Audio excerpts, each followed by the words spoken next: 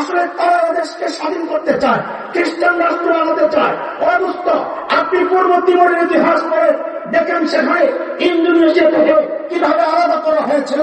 দক্ষিণ সুদানের ইতিহাস পড়ে যারা দেখেন, সুদান থেকে তেল সমৃদ্ধ দক্ষিণ সুদানকে কিভাবে আলাদা করা হয়েছিল। বাংলাদেশের পার্বত্য অঞ্চল, উত্তরবঙ্গ, নানান জায়গায় তারা তাদের সমস্ত রকমের আস্তানা শক্তিশালী করার মাধ্যমে এই মানচিত্র টুকরা টুকরা করতে চায়। স্পষ্ট জানায়া দিতে চাই, রক্তে কেনা এই স্বাধীনতা প্রয়োজনে রক্ত দিয়ে রক্ষা করা হবে। ৭১ দেশ মুক্তির জন্য একবার মুক্তিযুদ্ধ হয়েছে, দেশ রক্ষা, ইমান রক্ষা, যদি আরেকটি যুদ্ধের প্রয়োজন হয় আবার যুদ্ধ হবে।